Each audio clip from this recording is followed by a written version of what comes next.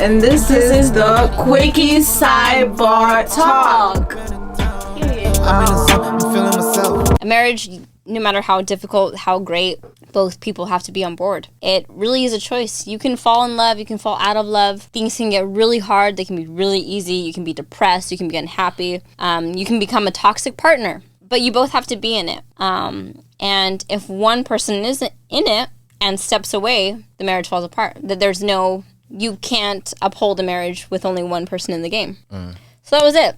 The other person conceded out of the game. Didn't want to be in the game anymore. Didn't want to, that there's no animosity. We're getting through it the best we can. Honestly, we're doing a really great job. It's been so difficult for all parties involved. But it's just like one of those things where it's just part of the process. Even the shittiest of parts, like you have to go through that. You have to. I do feel like it's the best that it could be, given the situation. Given the, resentment on both sides, the, sharing a child, all of the things, high emotions, just going through the process. How long y'all were married for? 5 years? 5 years. Okay. 6? 6 years? I should know this. Yeah, you should. I should. Shame on you. This is why. But anyways, so 6 years of marriage. I think it might be 5 or 6. No. All right. Something like that. How about prior to the marriage? How long y'all dated it? 2 years. 2 years. Okay. But we also we didn't really waste time. We met, and now looking back, like this was so y'all really got toxic. into it quite fast. We met, and then we were inseparable, and then engaged a month later. Whoa, that fast? I know. Yeah, like a ring on my finger. Like we had talked about marriage. I think like week 2. The first date or week 2. I mean, we actually joked about it on our first date. Because I mean the connection was really strong. We were very, very similar. Mexican too? Mostly, yes. Okay. And white. And y'all met in New Mexico? Mm-hmm. Got you. Through mutual friends. And so one thing too that I think set us up for failure a little bit is that because we had connected so quickly, we didn't really get to know each other, Well, y'all been together for 7 years though. That should be... Yes. Good amount of time. No, yes, but there is a foundation that's built in the pursuit. Okay. In the back and forth, in the those beginning days, and like we skipped all of that. Oh. We skipped all of that, and we were inseparable, and then engaged, and then moved in together. It was just like all at once, and then it was like y'all smashed on the first day too. Oh, of course, that time, yeah. I mean, like, yeah. Was it maybe before the first day? It looks like it. What? Like, it looks like y'all smashed before even the first official date, right? In my head. Just kidding. My mental porn. Welcome to the casting couch. But yeah, I think we missed out on kind of building a solid foundation.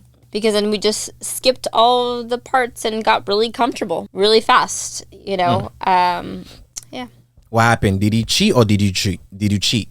I don't think he cheated. So what happened? What led to the divorce? I can't really say. I don't really know. Did you check out? Did you check out mentally? No.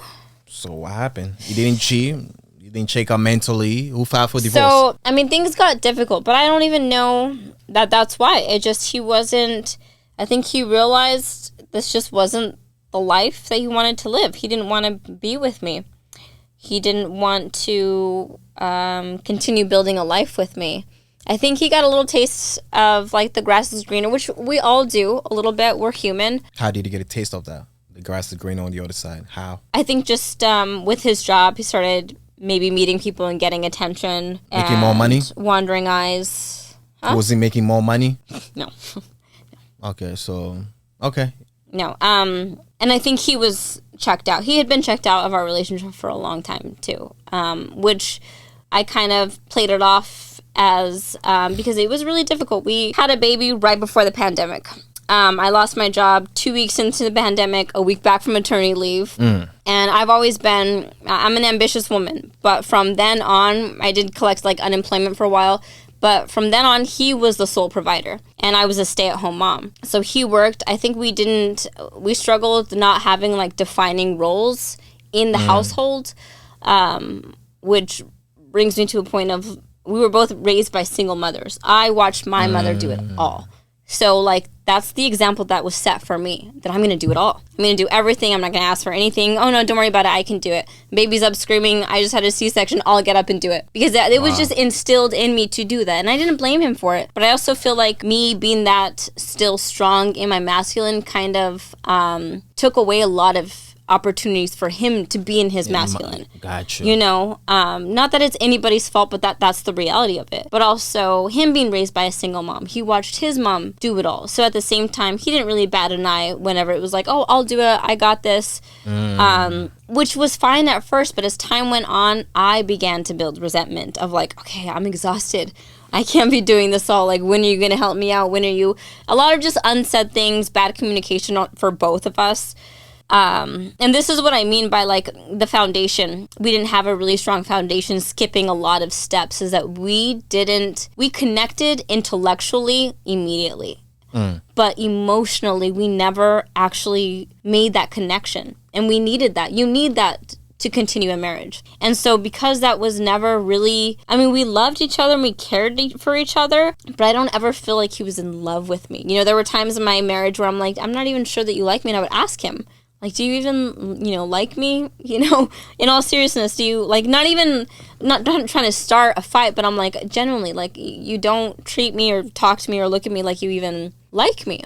And I don't even remember how those conversations went, but I mean, my biggest fear became true, because that was the truth. And it wasn't that I'm not a likable person, but it was like, again, a combination of built up resentment from both of us, not having that strong emotional connection, not having a strong communication between us, feeling pretty lost even in our roles as husband and wife. I didn't really know how to be a wife. He didn't know how to be a husband. Again, nobody's fault. We were trying to figure it out, but we never really worked as a team.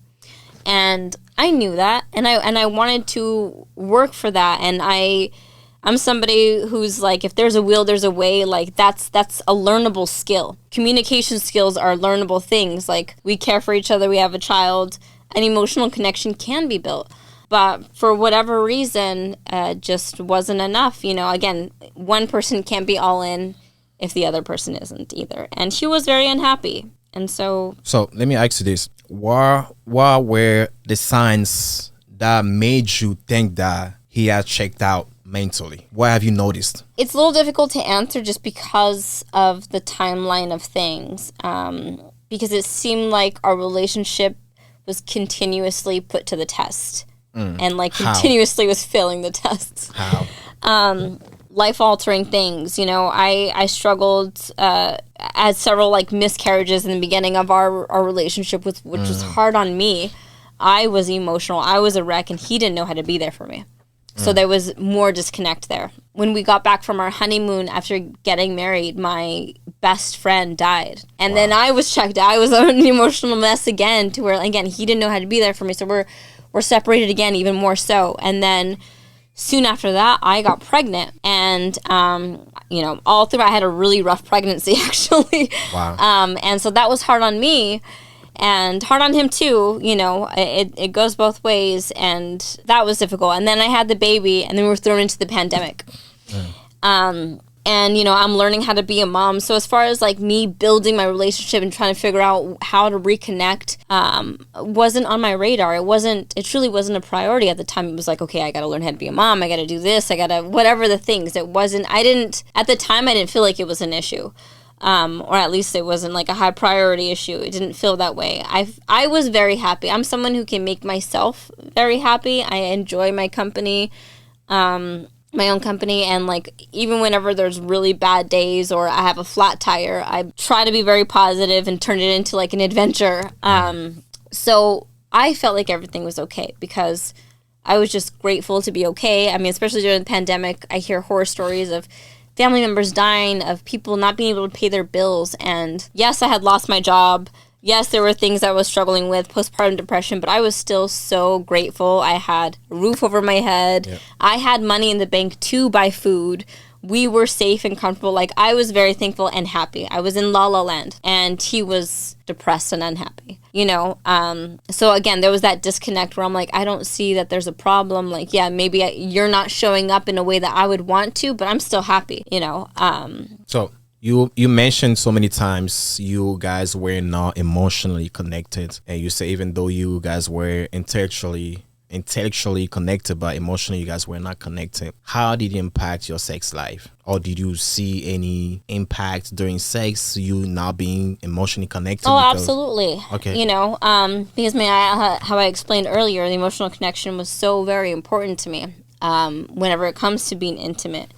And so, like, because of that, I wasn't wanting to be intimate, or I wasn't, because then it was forced for me. Was it throughout the whole marriage? No. Like, we were, of course, but I mean, of course, maybe not as often as he would like. And No. I'm talking about you not being emotionally connected to intimacy. Was it throughout the whole marriage, or was it just in a certain time during the marriage? Pretty much the whole marriage. Okay.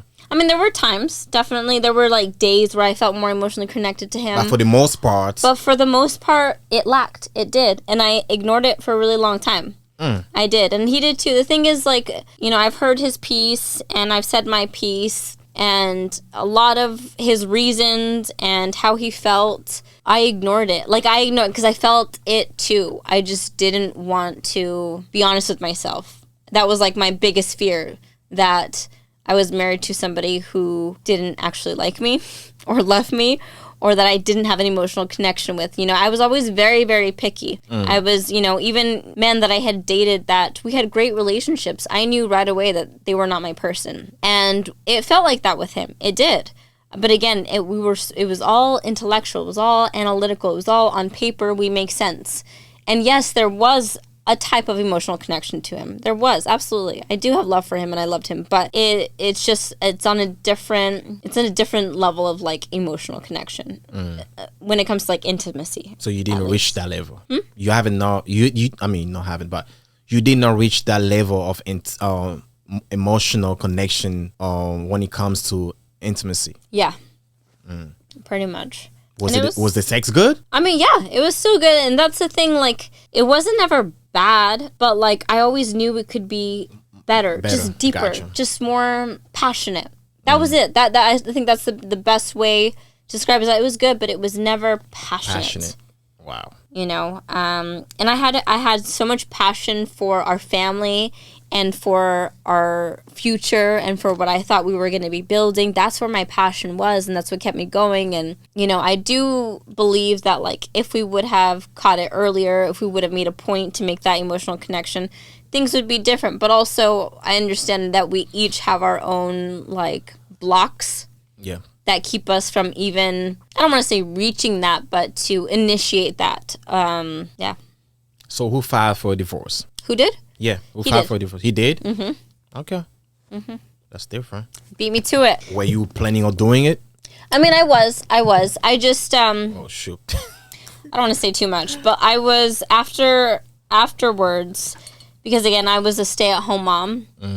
He was the provider, and we moved out here. I was doing complete career change, and in real estate, and real estate is really difficult to get up and running. Even more so difficult if you were not from the area. They tell you have to reach out to your sphere of influence, which is like people you went to high school with, aunts and uncles, you know, people you go to the gym with. I didn't know a single soul out here. Yeah. So building that database, I was going to random open mics to meet people. Also, you know, just trying to connect and create a community here and meet new friends. But also, I need to start making money, and it was an investment making that. So, what were we on this? You had asked me something. I just lost my train of thought. No, that's fine. I asked you filed for divorce. Oh. But you say he Yes, filed. yes. So essentially, like, starting the new business, I was struggling financially. Like, I wasn't, when he left, I was making no money. I had no money at all. I mean, I had half of the equity from selling our house, but like I didn't have any steady income. So like I planned to file, but I'm like, I needed to make money. I needed to get my ducks in a row. I needed to have money for a lawyer if I needed one. Yep. I needed something. I was in survival mode, so I wasn't thinking about getting divorced. Plus, once we're divorced, I have no health care. So like, I was like, I'm like, it's not priority right now. There's nothing. But you thought about it already. Yeah. I was just kind of waiting until I felt ready, I guess. Is he paying child support? No. How's your relationship with him? It's ups and downs. I think we're doing really good. Yes. So, Yeah. Are you guys in the same states? we're in the same town. We live like 2 minutes away from each other. Okay. Are you guys still getting a little busy sometimes? Wait, what? Are you guys getting busy sometimes? No. Okay. No, and that's best. But Never happened since the divorce? no. Well, like in the beginning. Oh, well, no, not since no. Separation, yes. But yeah, no, it's like I said earlier, like it's difficult no matter which way you put it, even though, at this point we're on the same page of things. It's still difficult. We're going through it. We're learning how to live separately and co-parent, whatever. Is there any possibility of you guys getting back together? Do you see I don't think so. possibility? You don't think so? I don't know. I'll never say yes or no 100%. You never know. But So is that No. something you'll be open for it? not now, no. No, now. No. Like if I would be, it would be like 5-10 years from now, and it's like, wow, we both really are different. We needed that time apart. But right now things are too fresh.